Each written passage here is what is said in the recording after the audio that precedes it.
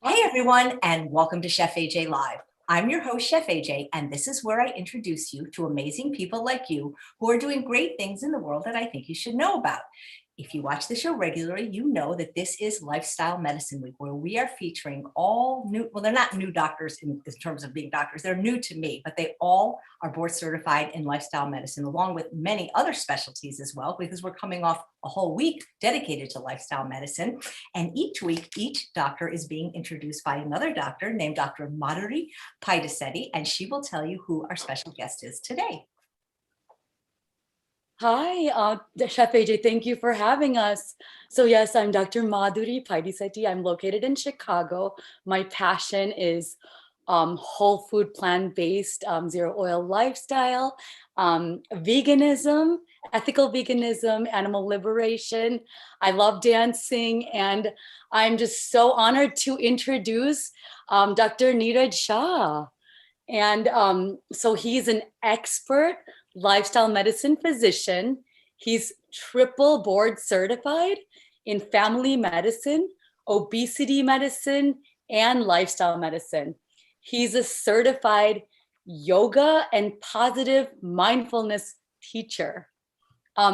He has just excellent, impeccable culinary skills. I have learned a lot from him and his insights. And he's also completed a whole food plant-based professional chef course through Rouxbe. His goal is to promote whole food plant-based lifestyle. He believes in mindfulness cooking.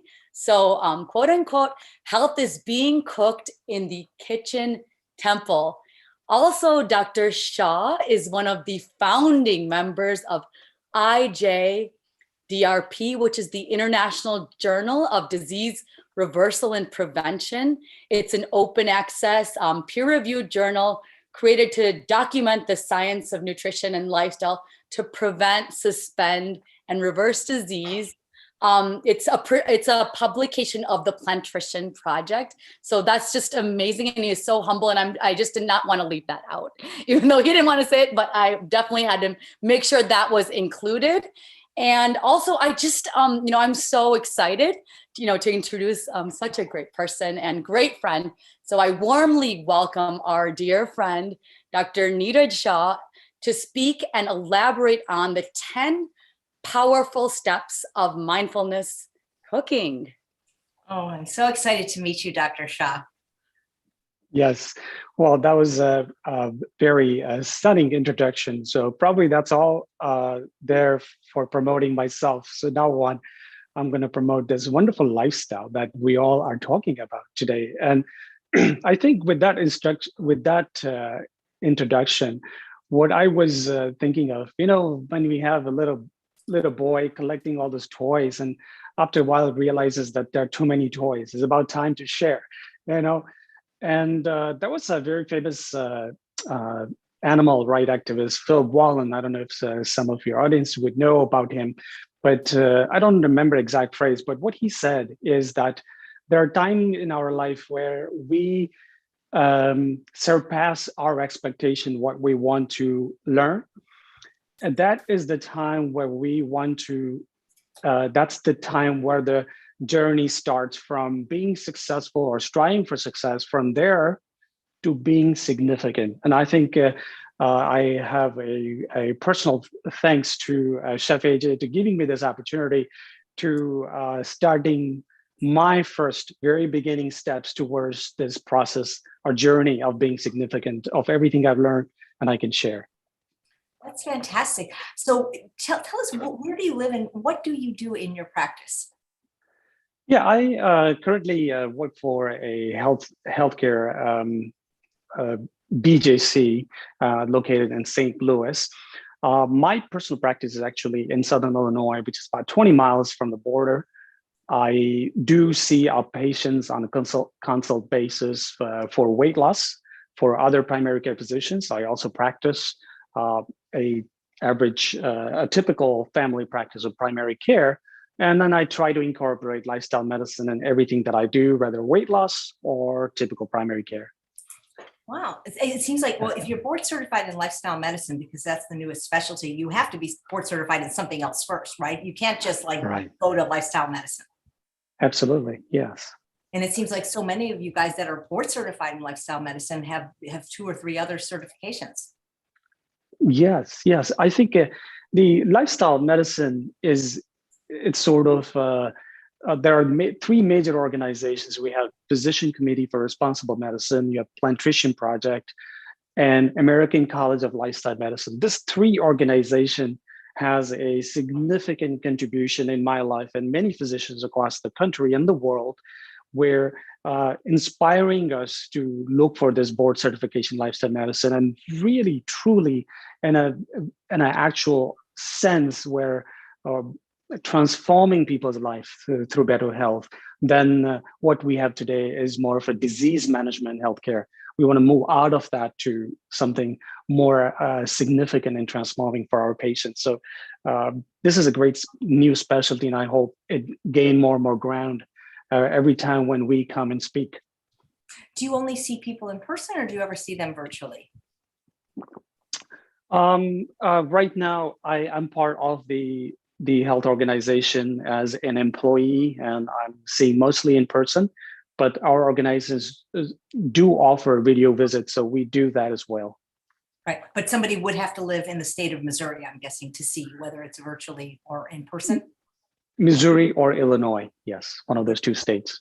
Nice. Yeah. Nice. So when did you first get interested in all these wonderful disciplines that you have, from healthy eating to mindfulness to yoga? Because I think you're like a complete package, if you will. Yeah, I think that is definitely resonates what lifestyle medicine advocate or champion or physician or dietitian should be. That should incorporate everything out there, and we want to make sure that everything that we practice, we offer, it's evidence-based. And so going into the idea of specifically a plant-based lifestyle, or rather we talk about yoga or mindfulness, all these aspects, in a modern world, we do have a lot of reasons. We have the reasons of climate change, where we have animal rights, and we kind of blur things in morality and ethics. And then we talk about, obviously, the health science of new developing and emerging evidence and data in the science. I don't have any medical tragedy story to tell you that that point, like when I was a 10-year-old, I had appendicitis. That's probably the only medical tragedy I have, but that nothing stories to tell you that transformed my life. But I must say that the seeds of lifestyle medicine, I have to give the credit to first 15 years of my life and my experience from wonderful nation that I came from, which is obviously everybody recognizes I'm from India. So my early parts of my life, it was very, it was sort of a part of your DNA, your culture, your way of life is such that it inspires you from day one, that you are connected, interconnected, and interdependent to everything that exists around you, that there is sentient being or nature. That sort of laid a foundation in my life where there cannot be any other better lifestyle than plant-based lifestyle that will and so I must give our homage to the culture that I grew up in. And obviously, we all know about yoga and mindfulness and their origin in India, which early part of my life, I was exposed to those disciplines. So I think just simply breathing and living and living the rural life in India was the foundation of where I was. And then later on, in a modern world, climate change, animal rights, and obviously the lifestyle champions or health science and dietitian nutritionists like you have given me validation of my lifestyle. So you've been practicing this for a while then yourself. Yeah. I mean, the different flavors, sure. when you talk about India, we talk about the very significant component that comes to our mind is a lacto aspect of it. So that there was a dairy aspect was in my life, early part of it. So that has changed or dropped out of my lifestyle. And then obviously early part of my life where I have eaten a lot of processed food, even plant-based processed food. So that was part of my life. So I would say I have lived a perfect lifestyle all my life, but I would say last 10 years where, has transformed into and there's still a lot more to progress. Right. So it seems like a lot of people focus on the food and just say it's the food, and it is the food. But how do the other modalities that you like to incorporate in your life and those of your patients affect the outcomes of people that are trying to get healthy and lose weight? Yeah, I think the once we get down the ideas of once we get down the idea of the mindfulness aspects of it, we one of the main topics that I want to talk about today is what conscious living or mindfulness cooking. And we have, this is the truth about every health changes that we want to make. And it's like a simple thing, it's like a smoking. Every smoker does know that what is right for him or her. And same thing kind of comes into the diet. Sure, there are lots of nutritional and dietary confusions in our community, and we know that we all fight each other. But once we figure out what is right ingredients and right food for you, the biggest challenge in our life is how we implement. And I think there's some of the other disciplines like yoga and mindfulness, especially what I I wanted to incorporate almost every aspects of life, that has a tremendous potential to improve your ability to implement the right so-called right diet or right ingredients that we want to put in our food. It could be quite significant and helpful. Great. But the thing about mindfulness, I remember once being at this workshop and they were using mindfulness like with things like Hershey Kisses and potato chips and eating them mindfully. But don't you also have to have the food right? I mean, just eating McDonald's, I guess it's better to eat McDonald's mindfully than not, but isn't it better than not to eat McDonald's, in other words? Yeah, I think that's an excellent question. And this is where an individual that becomes the individual evolves out of the tradition that understands what mindfulness, and there are a lot of clarifications that require mindfulness, and that makes a difference. And I have a privilege to be part of this kind of a vocabulary from very early part of my life. So let me just give you a little bit of understanding of what is this mindfulness is.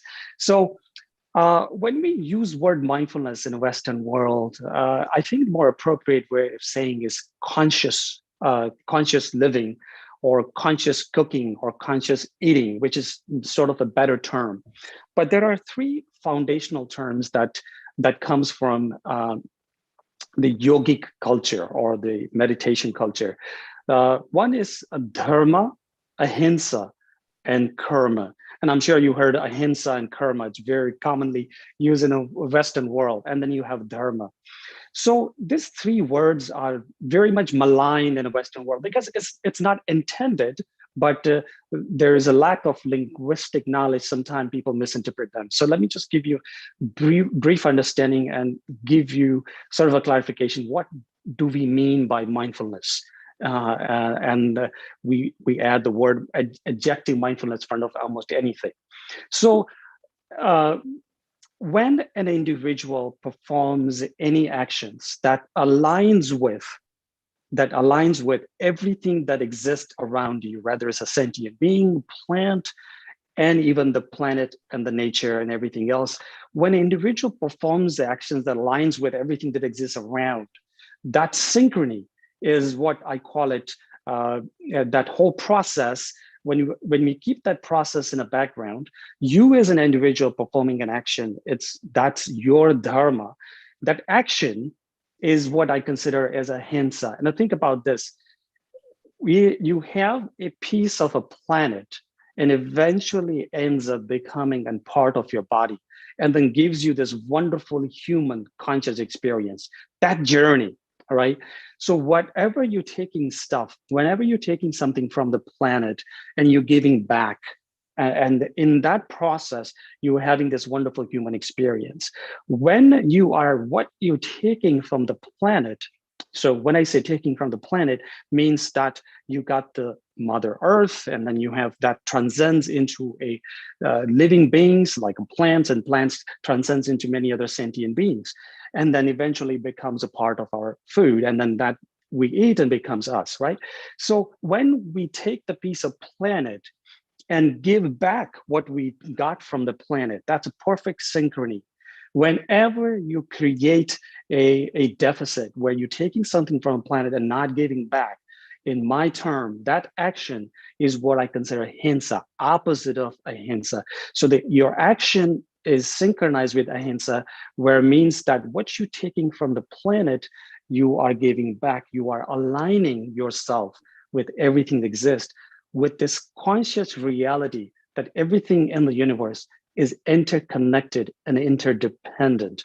So that putting the context of karma, ahimsa, and dharma, when you bring those things, and when you perform any actions that aligns with those three terms, what I call is a conscious living. So let's think about different kinds of ingredients we use. So once we eliminate, let's say we eliminate all the animal products, so we left with plant-based product. Then you have a processed and a whole food products. So how come processed food product is hinsa? It's not ahimsa. The reason being that is the processed food allows you to take, even plant-based processed food, allows you to take more from the planet and what you can give back. So you're taking out, but you're not giving back. So that's processed food. So even processed plant-based food, I consider that not aligning with the concept of consciousness, right? So now you have a whole food ingredients, right? And then you're going to work in your kitchen. Now whole food plant-based entered in your kitchen. Now you're working with that. So that's where I'm going to set the standard to what follows after is what I call is a conscious eating, conscious cooking, or whatever you do with the food that comes to your plate. Well, everything you're talking about, I've heard of these principles and they're beautiful. It seems like most people either aren't aware of them, or if they are, aren't willing to practice them, because look at what we're doing to the planet. Yeah, I think planet justice and your action, your direct action of violence or harming somebody, or not doing the justice to the planet, and even the thought process of harming others, they all are consist of opposite of conscious living. Yeah, absolutely. So how do you work with a patient? How do I work with the patient in terms of giving this? At this point, I have a practice where I see patients on a one-to-one basis, and if I have a privilege of transforming a sort of a intensive therapeutic lifestyle changes programs, in that program, certainly I, as a certified yoga teacher and certified a mindfulness teacher, where I can infuse the idea of conscious living, where I don't have to tell the patient that, oh, you eat this and eat that. Once you get the foundation of conscious living and what conscious living is, some of the aspects of their food automatically gets out of their window. And then what they work with is a very conscious way of eating. So I think the best method that we know is intensive therapeutic lifestyle changes, where we give a program of 12 weeks. And in that 12 weeks, we teach, we share the information with patients about nutrition, about mindfulness or mental health or yoga, about physical activity, about sleep, stress management. We introduce our patient, give them the best evidence-based information and all the pillars of the lifestyle, and a comprehensive course in 12 weeks. I think so far we consider that would be the best and ideal way of transforming our patient. Right. Well, did they ever say, but doc, I'm just here to lose weight? Yeah, I think when we specifically talking about an individual that wants to just gain wants to achieve a single goal, and if it's the weight loss and the number on the scale, and that is where it is difficult, where you want to infuse all these wonderful ideas. But what I usually tell the patient is that if you don't sleep well, you're going through the insomnia, your food digests or acquires the calorie or weight gain and loss differently, same food, versus you going through under stress, or versus how much of muscle mass or physical activity and various other things you carry in terms of your metabolic rate, and what food do you eat, what time do you eat. All that stuff makes a significant role in your life. Weight gain and loss is not simply just cutting your little liposuction or cutting the belly out and you lose this number on the scale.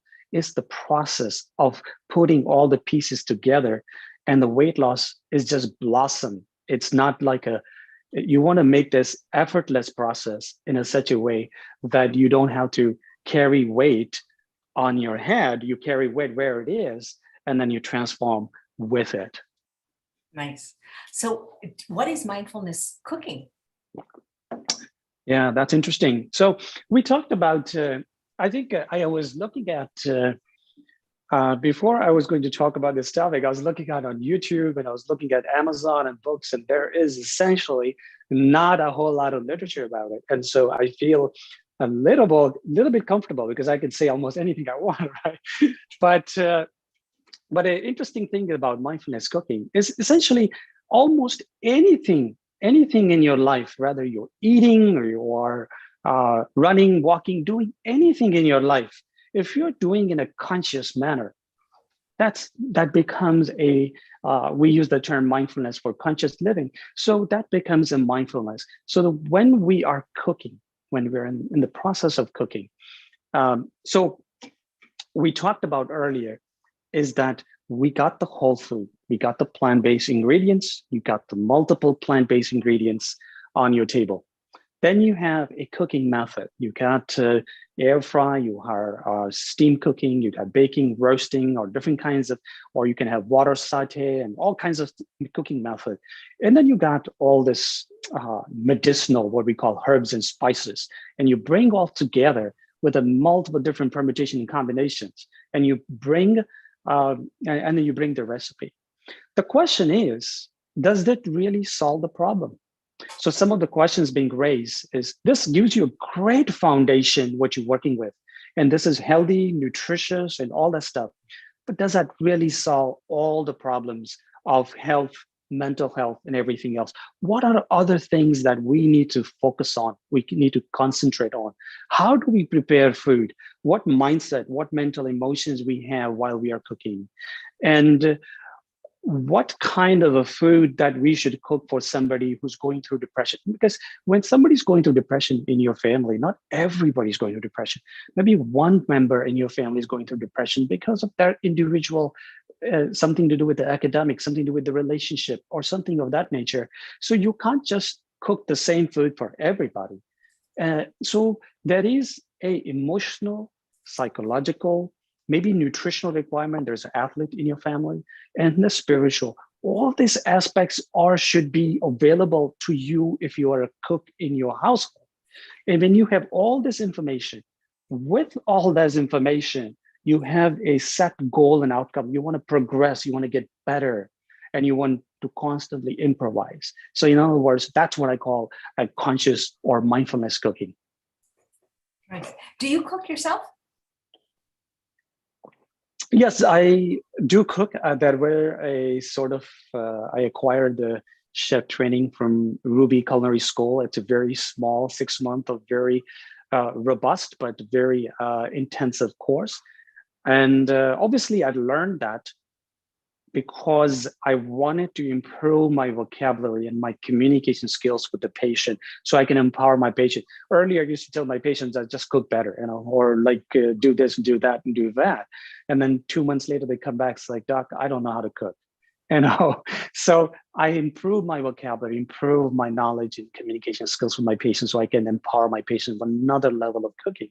So in personal level, I go through a lot of phases versus a raw plant-based lifestyle with a sprouting, fermenting, and very simple process, does not require a significant cooking. And then there are times I go through the phases where I like a really desire for some taste and flavor and all that kind of stuff. Like, you know, all this compulsive nature of the human being wants to enjoy food, not just about health. So there are times I start cooking. So yeah, I go through phases of raw plant-based to the actual cooking process. Can you give us an idea of what kind of things you eat on a daily basis? Yeah, that's a wonderful question. So this is not perfectly aligned with the ultimate science, but whatever the science and evidence base is out there, we tend to figure out what kind of food and what time, what meal, what consists that you want to eat. So based on that, I think the science does change a little bit on this one. So the idea here is that I try to keep it as a breakfast. I try to keep it really raw and somewhat, again, I don't like to dissect food with a carb, protein, and fat, but sometimes with the communications, we tend to say that. So we tend to put a little bit of heavy on carbohydrates, mostly whole grains, right? Not the processed carbs. So when we talk about whole carbs, so breakfast usually consists of fruits or oatmeal or some sort of that consists of whole grains, dry fruits, maybe some spice and herbs and things like that. Sometime I would do maybe a fruit smoothie or something. So that's how I start a day. Lunch is where you can add more complex plant-based food, where you can have of legumes and grains and different kind, and mixing with different kinds of leafy and cruciferous vegetables. So that's usually sometime lunch. There are times I bring those together and make a smoothie out of it in the lunch, because in between morning and afternoon clinic, sometime I just turn into the liquid meal. But ideally, I should be eating the whole solid food. And then dinner is more of like I often should be the smallest meal. So in the dinner, also very similar to the lunch, but a smaller meal, more half a meal. So that's usually, so various different combination of whole grains, legumes, leafy cruciferous vegetables, colorful vegetables, some fruits for snacking, and nuts and seeds, and obviously spice and herbs and stuff like that. I haven't really incorporated sea vegetables, but that will be my next frontier. Oh, nice. When your patients come to you, are they plant-based, or do you move them towards that? Yeah, I think there's no clear, there's no really method. I think this is where it's really important, where understanding where patient is coming from.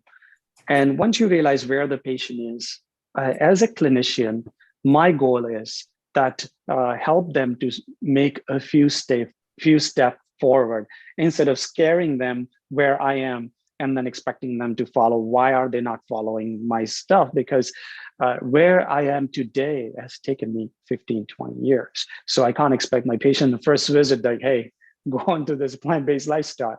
So again, there is a different strategies. Every patient is different. I do insist two most important things, I can phrase it as increase plant-based ingredients in your daily intake. And the second, try to eliminate processed food. So those are two basic recommendations I give. There are times I do give, like, say, 80% of calorie or more should come from plant-based and 20 or less animal-based. And if they are very, very inclined to go 100%, I help them, guide them, what sort of things, precautions and things that they have to worry about. But I think that every patient is a different, every patient, you have to listen where they're coming from. Otherwise, you're just going to, you're just going to walk over them, and which is not it's not something that we should do as a clinician, irrespective of what we personally believe. Great. That's probably why I'm not a doctor. Thank you. There are some terms like you have to add into like a help them if they're spiritual. You add about Daniel's concept of Daniel's diet, or direct them book of Daniel's and stuff like that. If they are very super liberal, or they want to do something for environment, and try to connect them with climate change. So give them some of the other aspects beside health to help them to transform their lives, because by just the number on the scale, a lot of time, and then fear psychosis, telling them that if you don't follow diet, you're going to die. Those fear psychosis usually don't work with the patient. So I try to stay away from that. But so try to help them and walk them towards plant-based lifestyle. Certainly, it's one of my goals, not because my personal belief, but that I truly think that the evidence shows that will improve their potential life and their experience. And have you had a few listen? Have I had what? I'm sorry? Have you had a few of the patients actually take your advice? Yeah, actually, surprisingly enough, I'm in the southern Illinois, about 20 miles away from the border of Missouri and Illinois from St. Louis. And so semi-corridor, very meat and potato kind of Midwest community. So it's hard, but I have a number of patients that have become on exclusive plant-based lifestyle to maybe very close to 70, 80, or 90%. Number of patients, I'll probably say 50 plus. And then there are some, well, we're talking about 50 out of 10,000, so it's not a big number. But there are times also I've seen patients have found me through the Plant Nutrition Project listing, or ACLM listing, or various different organizations. There are times patients have seen some documentaries and then somehow they ended up at my clinic. So yes, there are various paths that they choose and eventually come to me, or after they coming to me, they may choose the path of plant-based. So yes, it is reality. We are living in such a wonderful time that people are receptive to this lifestyle. That's great. Butterfly Love says, Dr. Shah, what type of cookware and styles of cooking do you find the healthiest? Yes, so I think there is an element of financial element, and so when I say what is the best, could be the most expensive. So we have to make a sort of a compromise, how much you're willing to spend or what you can afford, and then is it really important? A lot of time we talk about all this organic food. Is it really giving you the money that you spend?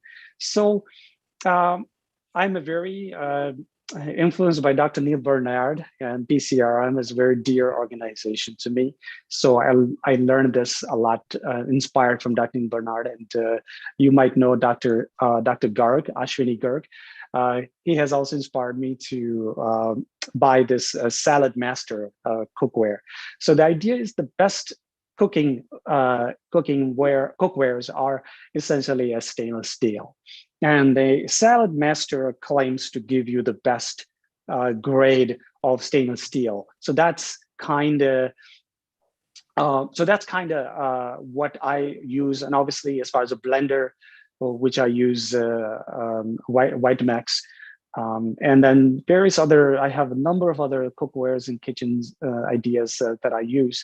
Cooking method, like I said, I try to gravitate or try to push myself towards a raw vegan lifestyle. So I have to cook less, but if I have to cook, I end up doing a lot of pressure cooking and instant pot, especially grain and legumes. And then obviously I invest a lot on sprouting. So I have at least 10 different kinds of seeds and lentils and beans that I tend to sprout periodically. So today in my kitchen, you'll see 4 different kinds of sprouts that I have. So yeah, it's a simple process with the food, simple cooking with the food, with stainless steel as you don't want any chemicals in your food. That's the goal of that. Yeah, that's what I always say, to get the best that you personally can afford. Mm-hmm. Good. I'm glad to know that you have an Instant Pot. That's my favorite kitchen tool.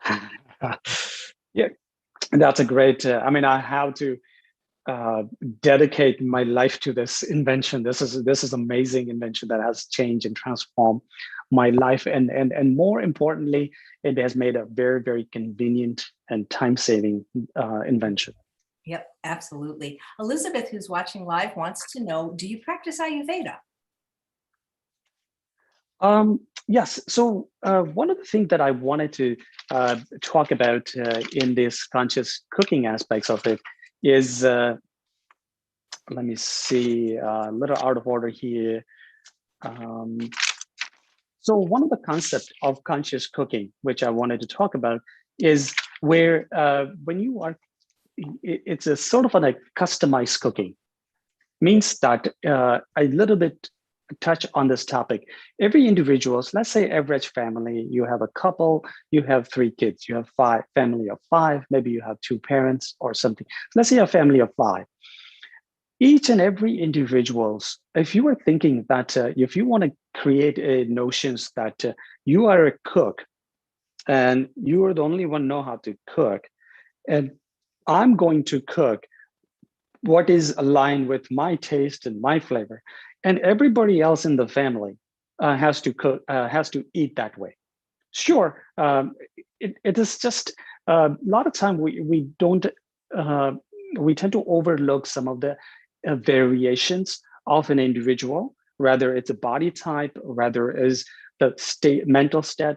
Again, we're not talking about specifically Ayurveda. Ayurveda is a one set of knowledge that gives you some information based on some of your basic characteristics, your mental and body makeup, and it gives you a sort of information that you have a specific type of a person you are. So if you have 5 individuals in your family and all 5 are different types and you are eating the same food every day, you can think about it that there is a little bit of conflict there. Even though you got the best whole food plant-based ingredient with a very good cooking, best cookware, you got everything best of ingredients, but you are expecting that all 5 body at different age, different mental state of their lives, different physical requirements.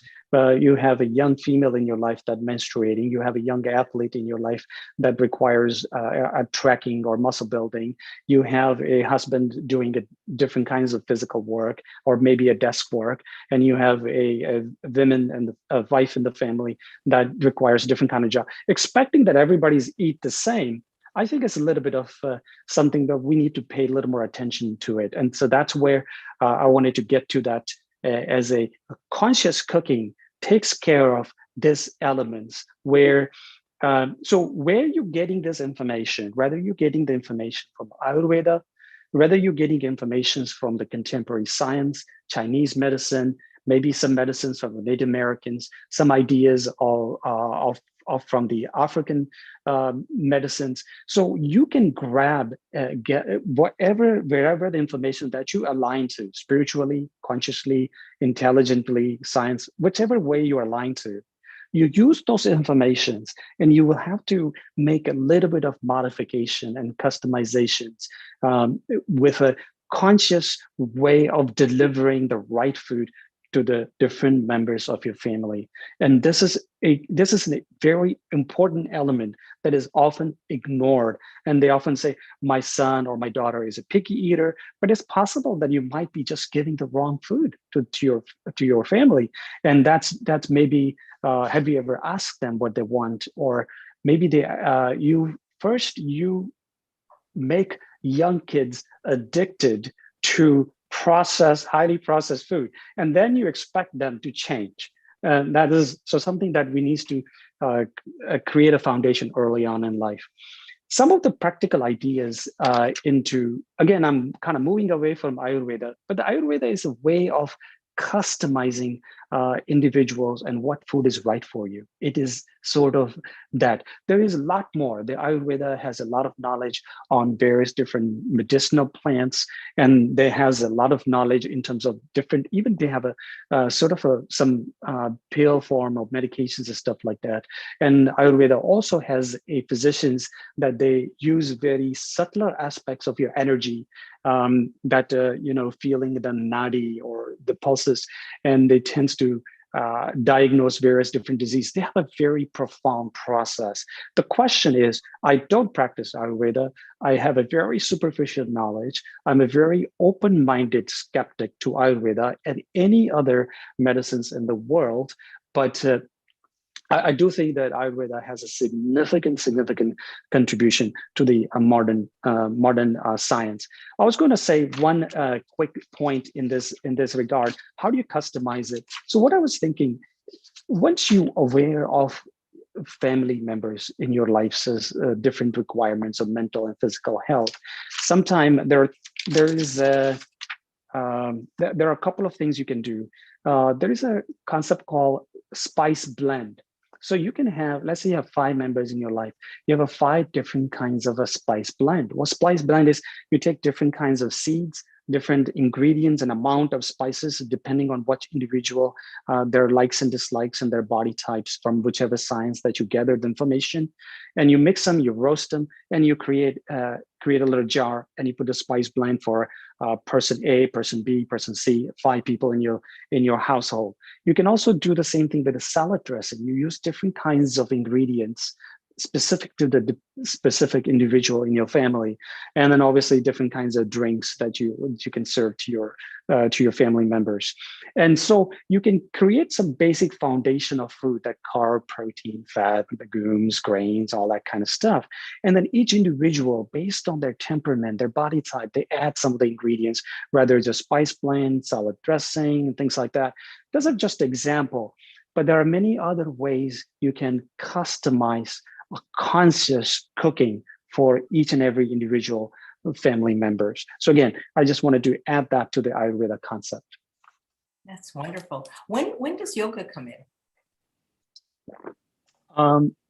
Okay, in terms of holistic lifestyle, I have been trained into Vinyasa Ashtanga yoga, and if we want to bring this aspects of yoga and how does yoga comes is where there is a very narrow understanding of yoga, and I'm sure you heard that enough, that people are obviously just looking at the surface aspect, the physical aspects of it, but not getting deeper aspect, mind-body connections, and maybe even spirituality and extension to that. So how you can incorporate yoga, obviously not the yoga of the acrobatic and the different poses, but the meditative aspects of the yoga, how you can incorporate in the cooking, and also not just the cooking, but in getting the information. So one of the things that we earlier talked about, this concept is very prominent in a popular culture called mindfulness eating, right? So again, there is in Ashtanga yoga, it has 8 different elements, right? That's Ashta means 8, Anga means organ. So you have 8 different aspects, and that's Ashtanga yoga. The one of the step in the yoga is called dhyan, and dhyan is essentially has been known as a Zen or Chen or meditation or mindfulness. The tree of mindfulness come from that 8th element of the yoga is called dhyan. Okay, so the origin of mindfulness that comes from that aspects of it. And obviously, there is a different variations of mindfulness. You have a vipassana, you have transcendental meditation, and you also have many other Vedantic meditation, different kinds of meditation techniques, and also the modern. There are many others, different kinds of mindfulness practices, positive mindfulness, and various other aspects come into the play. So how do you incorporate, especially when talking about food and cooking? I would like to incorporate this as dhyan is the major component of the yoga in your lifestyle. How does yoga is one of the method of knowing. Science is a method of knowing where you dissect everything. You dissect the potato and you find the carbohydrates, you resistant starch, fiber. That's how science kind of studies the potato, right? The yoga is another method of subjective knowing, direct experience knowing method. So how does yoga can help you? What food is right for you? And that's something that where the mindfulness eating comes into the play. So let's say, so what is mindfulness eating? Let's just explain that in a simple term.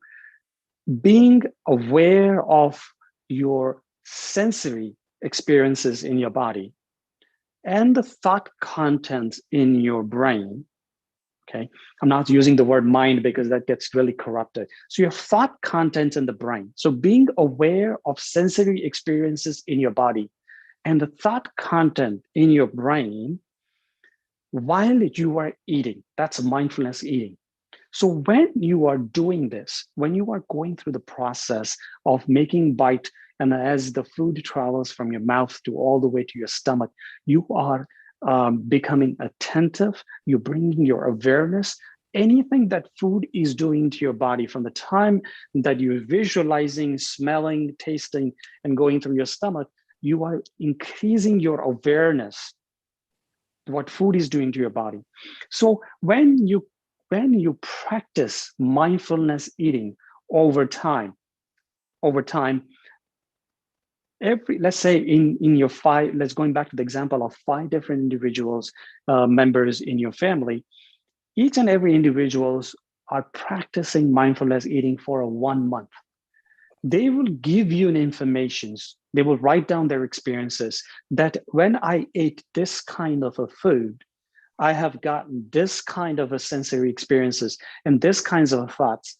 And then, so there's various different kinds of the experiences being written down on the piece of paper while they're experiencing mindfulness eating. Use that mindfulness eating, use that information, and you as a cook, what are the experiences they have, negative experiences that you want to reduce? And what are the positive experiences they have in their body and mind they want to improve? You as a cook, consciously aware of this information, and you're delivering the right food and ingredients to improve those processes. So you are practicing mindfulness eating and you are conscious cook. You are taking that information and relaying back to the people in your household. And this is the way of creating a progressive family. You're using the food, an ingredient in your cooking process, to transform your family. And so this is sort of a crux of yoga, mindfulness, and you're looking at to the conscious living, conscious cooking. So relaying the information back. Sometimes we talk about each and every individual's, like say one individual went through some tough time, going through depression or mental health. Then what kind of ingredients and food that I have to deliver as a cook to that individual to transform and help and heal that individual from that experiences. If you just expect that you cook the same food all the time and that food is just, if that person don't want to eat that food, then what you do? You don't end up giving the wrong food that person that further disturb their mental health. So again, considering all those informations and conscious living is what is the part of the yoga. And certainly when we talk about yoga, there are other elements. We're talking about pranayama, which is yogic breathing. Dr. Andrew Weil has a lot of information on that and the many other yogic practices that has been taught under the pranayama or yogic breathing. Obviously, you have a yoga postures and various other things. All of these things, what it does is that it reduces your requirement for your sleep, restoration, and prevention of injuries, reducing reducing the time for the healing. So all these aspects of even physical yoga has a significant contributions towards your health, along with this mindfulness eating process and experimenting your family, and then bringing back ingredients, a proper ingredients to progress their conscious living. It's a very powerful concept. Wow, thank you. You know, when I think about mindful eating, when you eat with other people, it's hard to eat mindfully. And I love when I get to eat just by myself, you know, when there's nobody around, because then I can really pay attention to it because I don't have to be talking and things like that. You know what I mean? Mhm. Yeah, I think that's one of the concept. I'm not sure which city has this concept, but I've heard about it. I think it's New York. It's something called mindfulness restaurants. And how many times we walk in the restaurants and you like everybody screaming and yelling and laughing and such a negative environment. Well, people are happy. Yeah, that is a good environment, but it's just so much of chaos in restaurant, and you can feel peace. You know, so the mindfulness restaurant is a powerful concept where restaurant is playing the role of not creating disease in the community, because right now what is going on is if you look at the fast food restaurants and even the independent restaurants, and again I don't want to, this are the a lot of independent restaurants have had the biggest hit under the COVID, so I don't want to be insensitive to them, but if you look at all the restaurants around, it feels like they are just delivering the food over and over, bringing the disease in your life. We want to reverse that process. And how can we just bring, when we go out and eat in a restaurant, we have a beautiful music, we have nice fragrance, we have a peace going on there. And then obviously the ingredients and the food is being used with the love and care and compassion. And it is a lot more than just addressing the desire of the tongue and the taste. As a restaurant, you have an obligation to deliver a lot more than that. And so, yeah, I think it's a wonderful, wonderful that if you can have more and more mindfulness restaurants.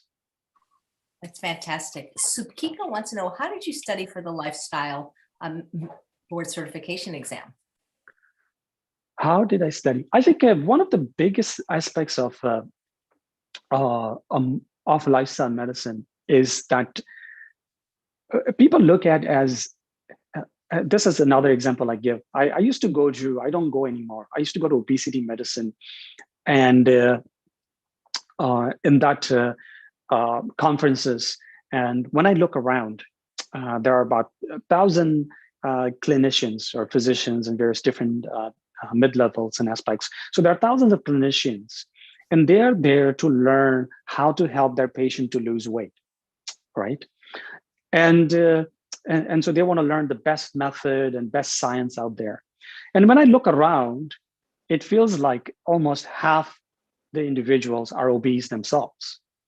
You know, and this is striking to me, where that we as a clinicians wants to teach patients about weight loss, and we ourselves are obese. Again, I'm not really fat shaming physicians, but again, this is very important concept. So same thing goes with the studying for lifestyle medicine, is that yes, you can learn about lifestyle medicine, and there is a board review book, and you can memorize everything and you can pass the exam.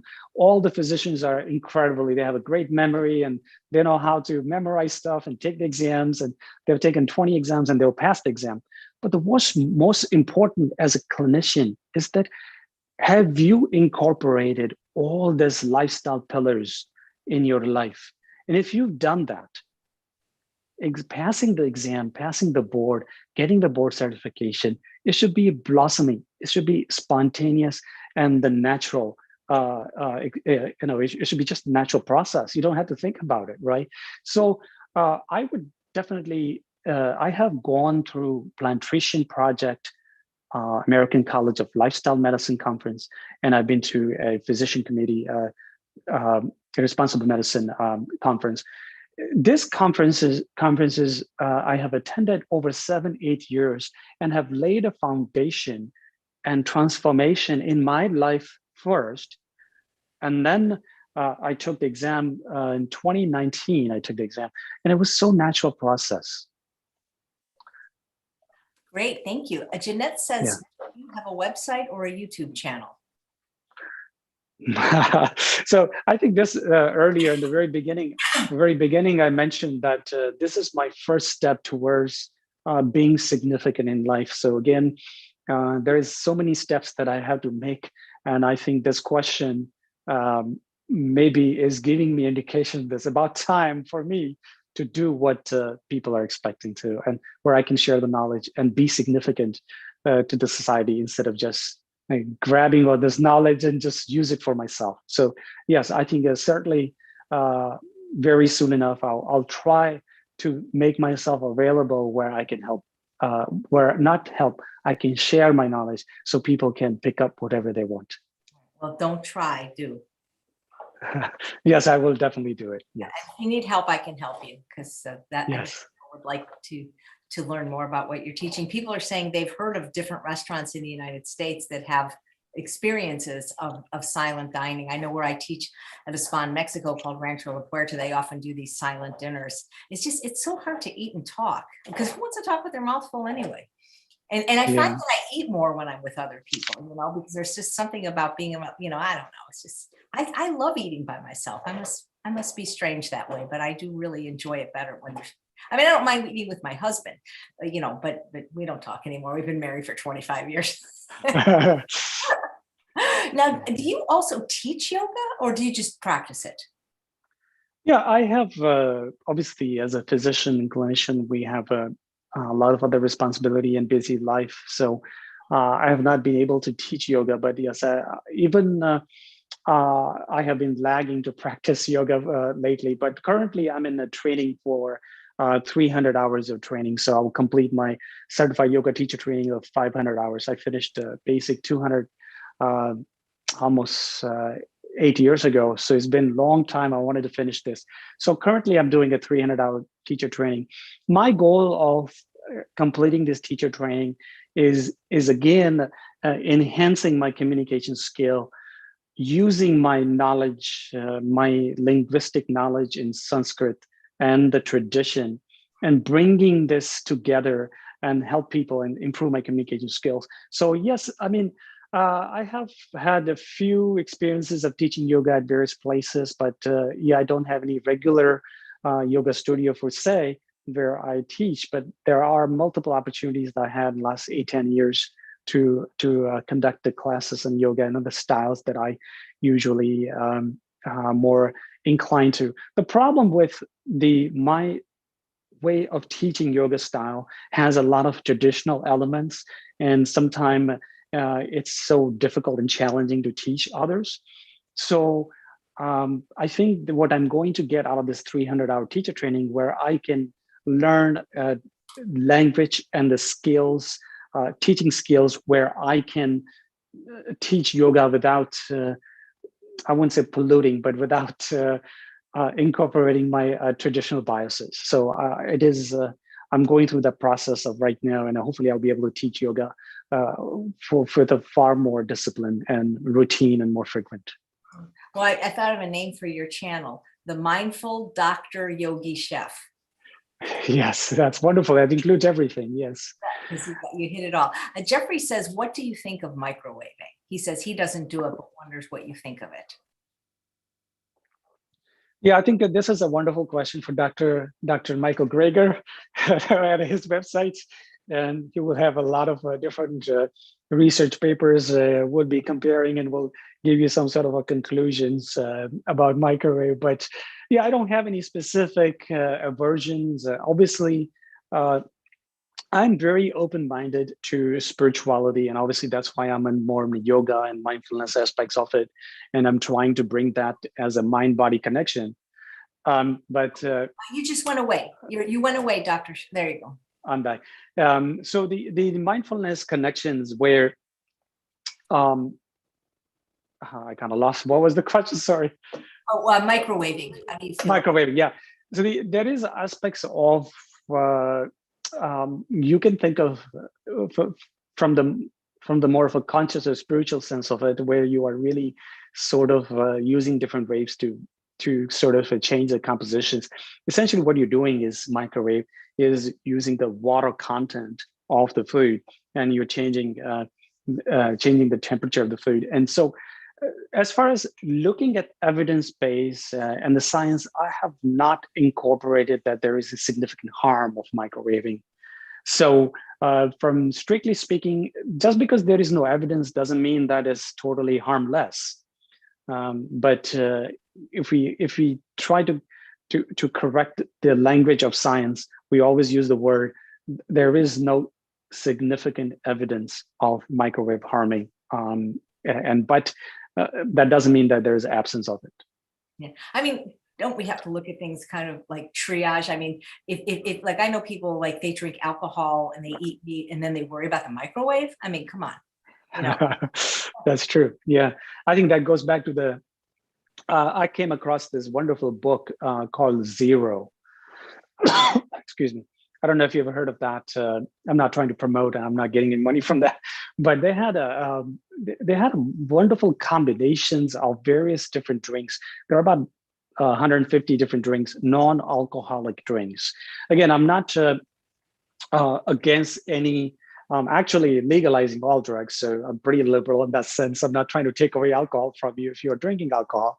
But my specific idea of anything that I put in my body, there's a various components that I mentioned: health, the conscious living, mindfulness, it's essentially the basic requirement if I'm ingesting any food and alcohol, and in that sense. But yeah, I think there is that people have just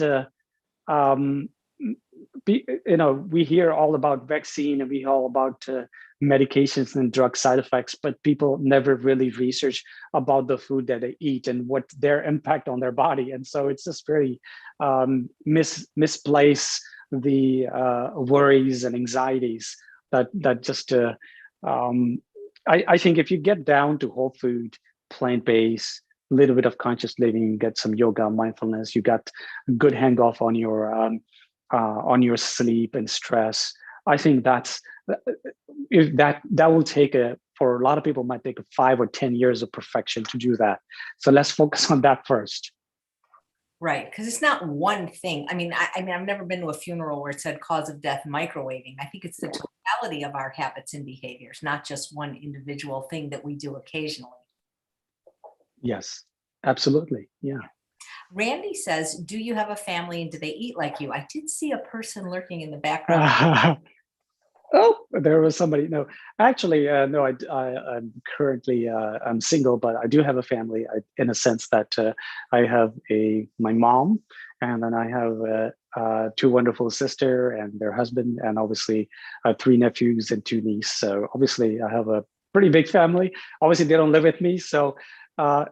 The question really lies into the everything that I talk about. Practicality is.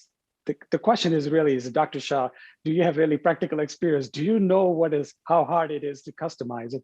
And I hear it. I'm just saying that, yes, there are a lot of practical challenges of conscious living, but see if you can put as many elements we can, and we can transform. But yeah, I would say that I'm talking out of philosophy more than practice at this point. Yeah. Well, if you're vegan and single, you better be careful announcing that on this show. But he's all the way in St. Louis. So let's see. This is a medical question. I don't know if you can answer it because I know you can't be the doctor, and I cannot find the lady that wrote it, but she said, what do you do about stage 4 breast cancer that's spread to the bones? Yeah, I think, again, I'm not going to give any advice what you should do and what not. I think the most important thing, and when you hear the stage 4, I think that's where a lot of negativity goes into that. I think that we just need to celebrate the life, and I might have to be. I really don't know how to word it, but what I would say is we just celebrate the life, every moment of it, and we can use modalities of the lifestyle pillars as much as we can at any stage of life, whether stage 4 cancer or have no cancer. we try to incorporate this lifestyle in every individual's life the best possible way we can, without creating a conflict in individuals that we're bringing a lifestyle to. That is also very important. We want to take care of the person who's suffering, make sure that that person not creating any conflict, what you're trying to offer, what's best for them. So yeah, I would give you very generic and general answer that give them a best, celebrate their life, give them a best mental and physical with the food ingredients and the mental and meditation, mindfulness, spirituality, scripture, whatever, the best experience you can give them as possible, and celebrate whatever the life is left or may continue forever. Wow, you're wise beyond your years. And speaking of, you don't have to answer this, but people are asking how old you are. If you don't want to answer, it's okay. Pretty close to today is what? Yeah, a couple of weeks to 39. Wow, you look much younger. You look great. Thank you. Is there anything else you'd like to talk Thank you. about what you do, or what you recommend for other people to do, or how we can support you? You don't seem to have a social media presence right now to follow you. Yeah, I think I know. Obviously this platform was not so much about me. This was information. This platform was, I guess, my intention was essentially is promoting the knowledge itself. Knowledge speaks for itself, where it doesn't need who's speaking. So it has very little for me. But yeah, I think I really hope that every individuals on the planet, every human beings do take care of and live a conscious living, take care of the planet, take care of all the other sentient beings, and not live like you are the only one on the planet. Yeah, I think that health is not just about survival and disease free. The health is about having you have this human experience. You are so privileged to have this human experience, and if you don't take care of your health, you are going to miss out a wonderful life that is permeating through you. And so I really want that everybody live a conscious living with taking care of planet, taking care of themselves, their health, their loved ones, and have the best conscious human experience they can have. And this should be the goal of every human being, not to conquest and not to take over somebody and whatnot. That's how we, as an American, we feel sad about how strong military is that we have. So sometimes as Americans, sometimes it feels like I'm being a hypocrite giving this conscious living. But anyway, so the idea is that's potentially what I would, my main goal of coming over here. But yes, in the future, my goal is that if I can share and be significant as much as I can, that would be a sort of an accomplishment to our lives. There was one more point that I was going to talk about, but then I just forgot. But I think, I think that's pretty much what I wanted to talk about. Yeah. Well, when you remember it, you can come back. And I like what you said, don't live like you're the only one on the planet. People do. And it's like, yes.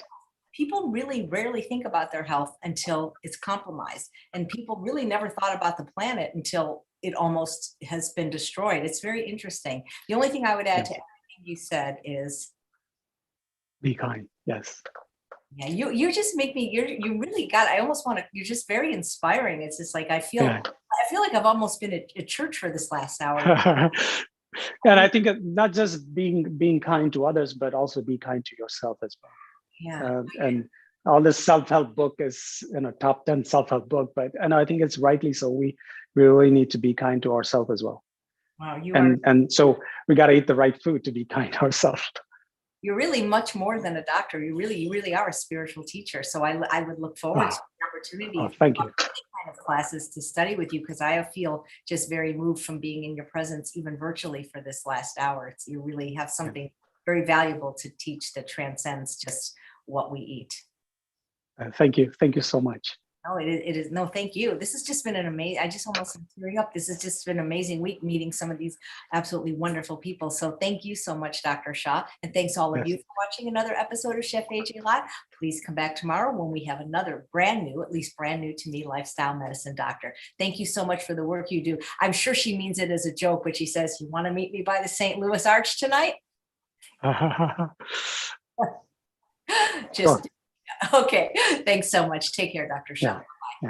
Thank you.